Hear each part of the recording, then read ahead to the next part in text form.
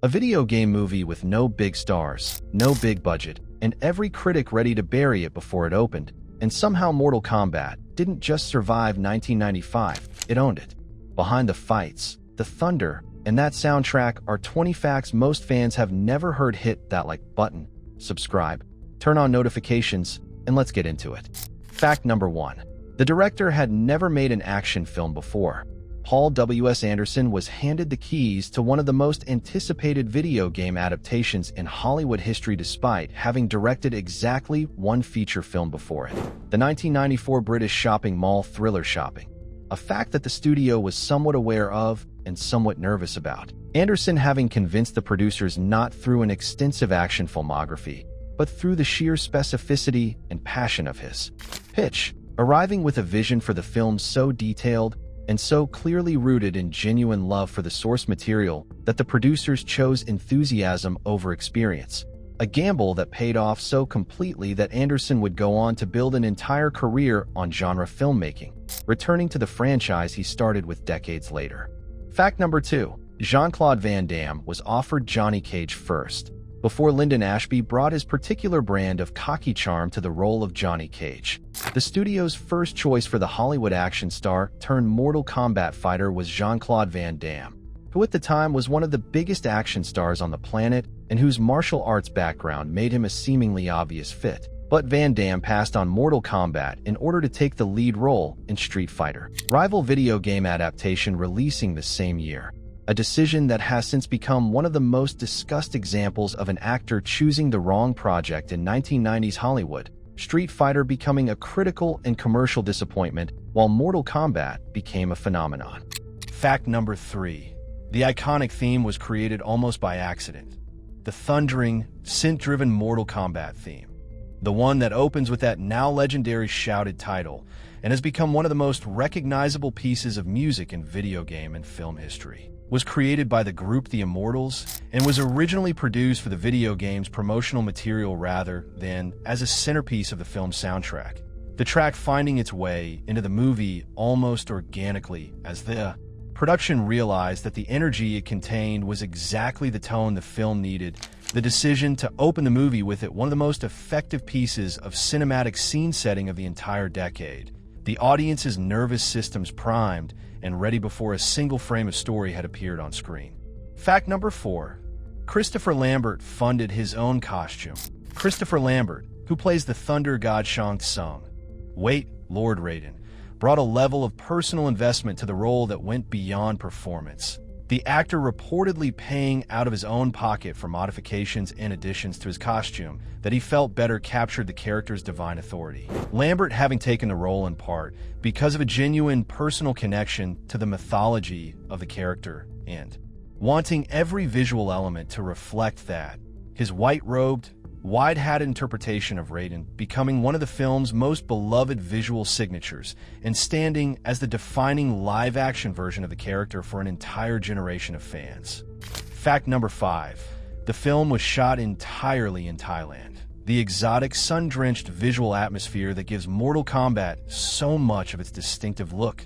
The ancient temples, the cliffside locations, the sense of a world existing outside of ordinary geography, came from the production's decision to film almost entirely on location in Thailand. A choice driven partly by budget considerations and partly by Anderson's desire to give the film a genuine sense of place rather than the obvious artificiality of a studio backlit.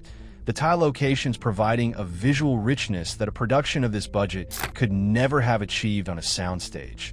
The landscapes themselves becoming a kind of character in the film, amplifying the sense that these fighters have been drawn to a place genuinely outside the normal world. Fact number 6. Robin Shou trained brutally for the role.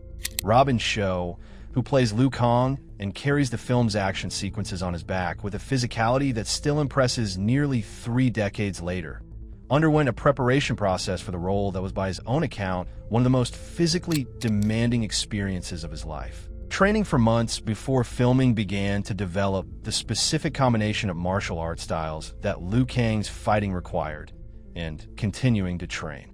Through the production itself, Shou performing the vast majority of his own stunt work throughout the film.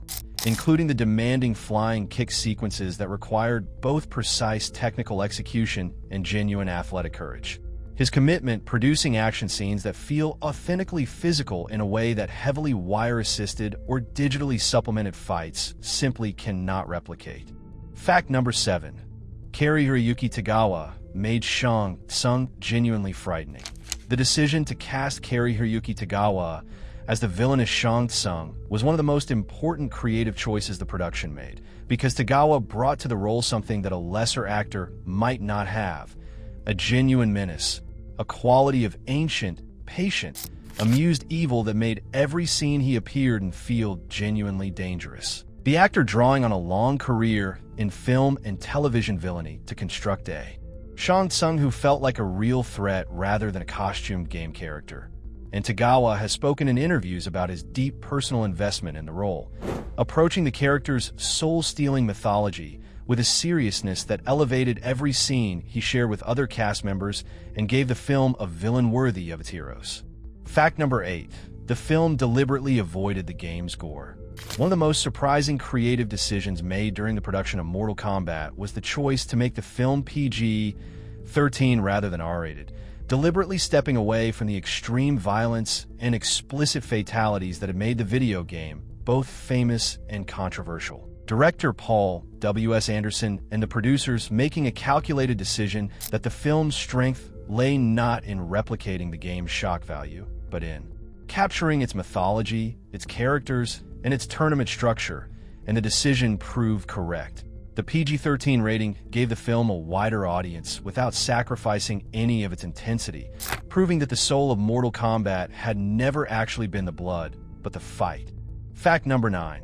The film's budget was surprisingly modest. For a film that felt on screen like a large-scale Hollywood production with spectacular locations, impressive fight choreography, and ambitious visual effects, Mortal Kombat was made for a budget of approximately $18 million, a figure that by 1995 Hollywood standards was genuinely modest for an action film of its scope and ambition. The production achieving its visual scale through a combination of the relatively inexpensive Thai locations, practical effects work, and Anderson's efficient directing style. The film going on to gross over $120 million worldwide and becoming one of the most profitable returns on investment in the action genre that year, a testament to what creative filmmaking under genuine budget pressure can produce when everyone involved is determined to make it work. Fact number 10. Bridget Wilson replaced the original Sonya Blade. The role of Lieutenant Sonya Blade, the no-nonsense Special Forces officer whose personal vendetta against Kano brings her into the tournament, was not originally cast with Bridget Wilson.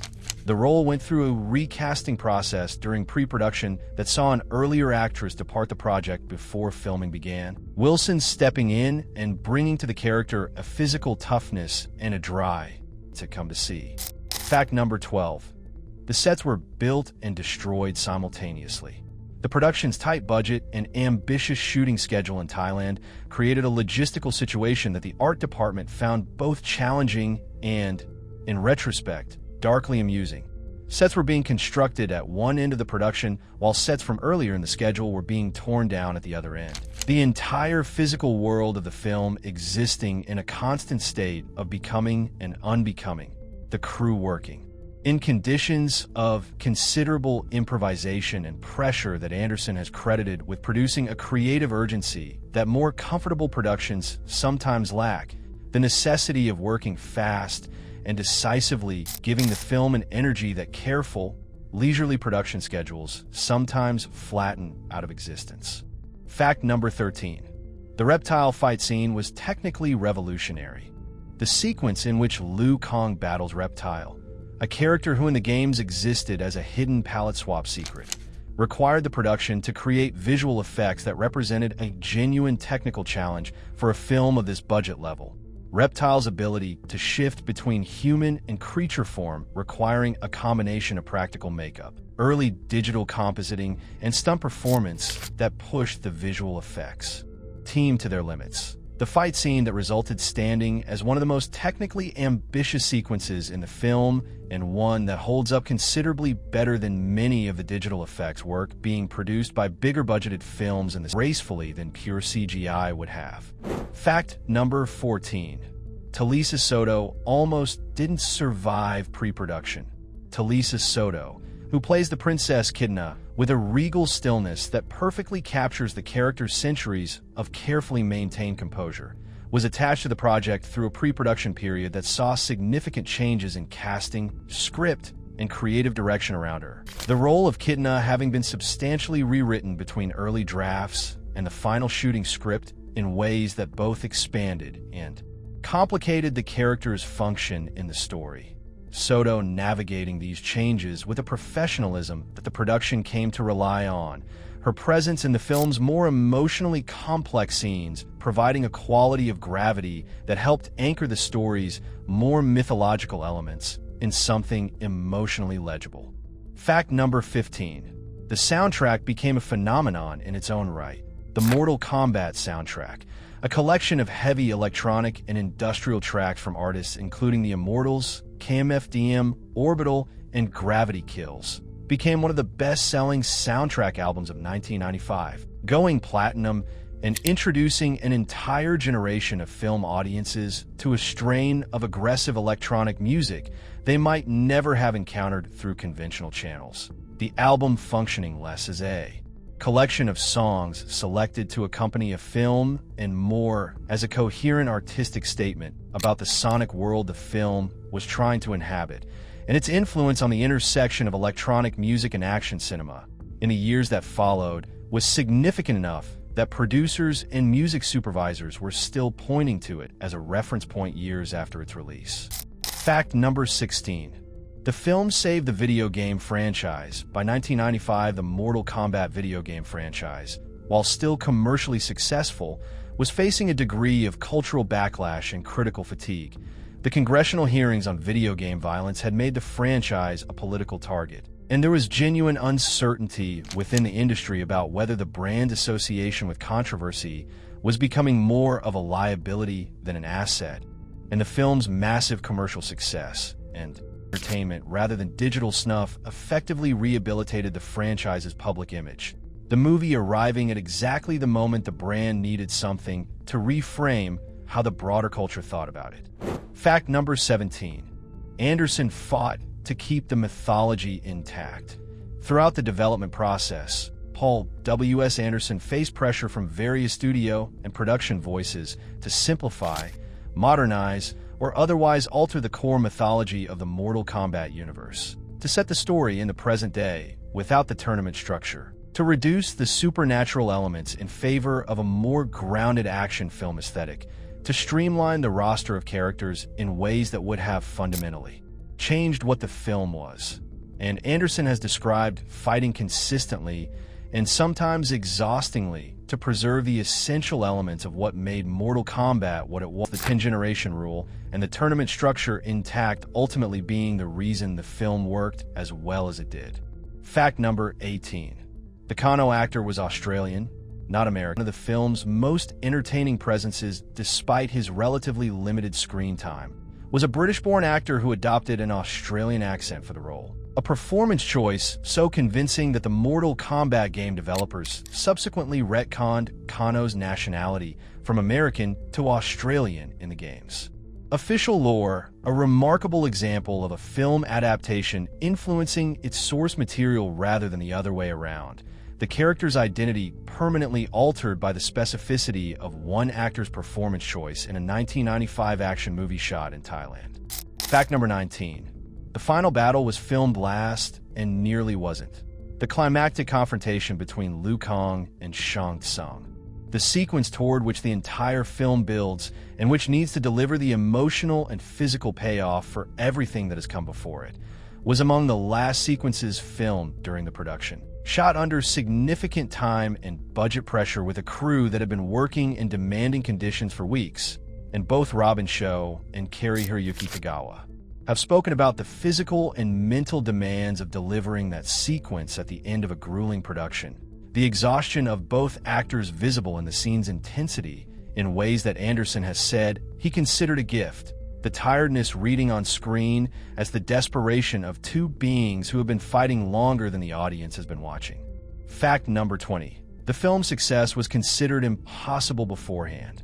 The single most remarkable fact about Mortal Kombat is not any detail of its production, but the simple fact of what it accomplished against every expectation the film industry had assembled by a first-time action filmmaker. Shot on a modest budget in a foreign country, starring no major box office draws, rated PG-13, despite its violent source material and expensively produced films. And it worked. It more than worked. It became a cultural landmark that its audience has carried with them for 30 years. Proof that when filmmakers respect their source material and trust their audience, the calculations of the industry become almost entirely irrelevant. 20 facts, one legendary film, and the enduring mystery of how something that had absolutely no right to be as good as it was turned out to be exactly as good as it needed to be. Mortal Kombat at 30 years old is still standing, still being watched, still making people feel something, and that is the only measure of a film that has ever mattered. If this took you somewhere good, hit that like button, subscribe, and turn on notifications, because we find these stories every single week, and the next one is already waiting for you.